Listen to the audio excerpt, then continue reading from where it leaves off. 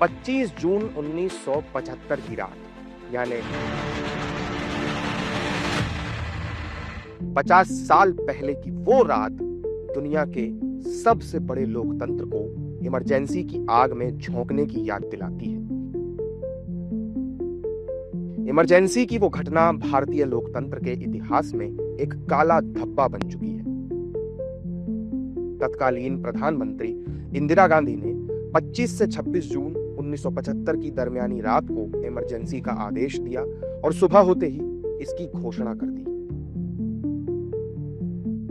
19 महीने लगी रही इस इमरजेंसी में सरकार ने न जाने कितने ही मनमाने फैसले लिए और जिन्होंने विरोध किया उन्हें जेल में ठूंस दिया गया। इमरजेंसी के दौरान लाखों लोगों को जेल भेजा गया था।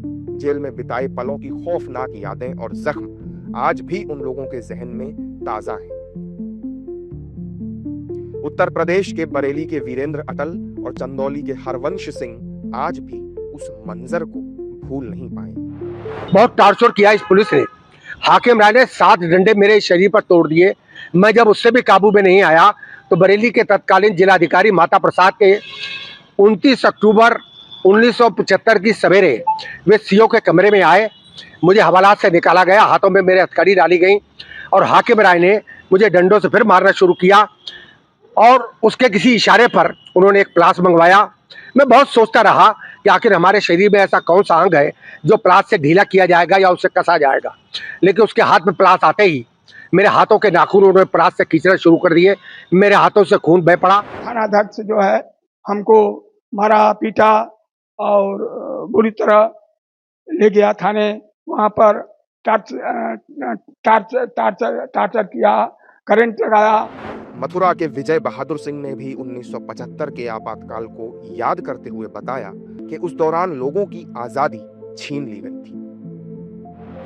बिजली के शॉक लगाए गए हम लोगों को, तो वो त्रस्त हो गए बुरी तरह से। तो फिर अगले दिन चालान करके जेल भेजा गया। माहौल ये था परिचित से परिचित, और हमारे परिवारिक जन जो अन्य थे वो भी हमसे बात करने में डरते थे कि हमने अगर बात की तो ये आरोप लगेगा कि ये भी आंदोलन में सम्मिलित हैं या संघ विचारधारा के हैं, तो वो भी जेल चले जाएंगे।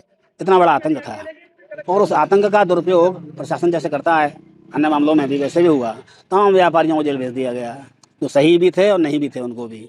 और तमाम अपराधी जो एक्चुअल हिस्ट्रीशीटर थे उन पर भी वो डिफेंस इंडिया रूल लागू करके जेल भेज दिया, केवल नंबर बढ़ाने के लिए।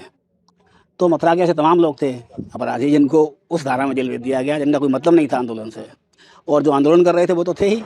इमरजेंसी के दौरान संजय गांधी ने देश को आगे बढ़ाने के नाम पर 5 सूत्रीय एजेंडा बनाया था, जिसमें परिवार नियोजन प्रमुख था।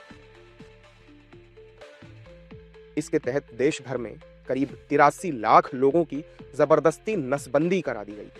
उस वक्त को याद कर लोग आज भी सिहर जाते हैं। सबसे गलत बात थी उस समय वो थी जबरदस्ती परिवार नियोजन के लिए नसबंदी कराना।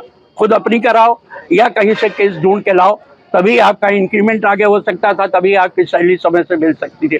कुल मिलाकर के किसी भी प्रजातांत्रिक देश के लिए ये जो इमरजेंसी का काल था भारत का, वो सबसे ये कष्टदायक और सबसे दुखदायक और बिल्कुल एक काला अध्याय था। जबरदस्ती लोगों की नसबंदी की जा रही है और वो एक डिस्क्रिमिनेटरी यानी भेदभावपूर्ण थी कि हिंदुओं के साथ, और विशेषकर जो पढ़े लिखे लोग होते थे जो साक्षात्कार में जाना चाहते थे, उनके लिए जब लेटर आता था तो उसमें 2 केस मांगे जाते थे, जरूर दीजिए, कहीं से ला कर दीजिए।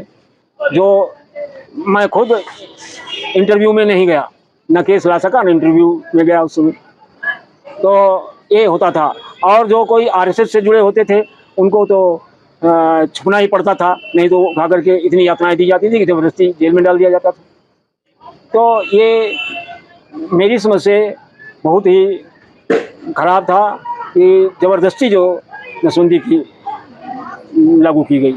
देश भर में 25 जून को काले दिवस के रूप में मनाया जा रहा है। भोपाल में भी लोगों ने इमरजेंसी के खिलाफ प्रदर्शन किया।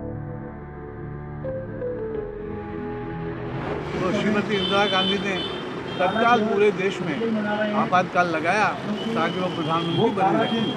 उस समय सारे देश भर के बड़े बड़े नेताओं, मोरारजी देसाई, अटल बिहारी वाजपेयी, चरण सिंह, चंद्रशेखर आदि सारे नेताओं को उन्होंने देश भर के लाखों लोगों को जेलों में डाल दिया।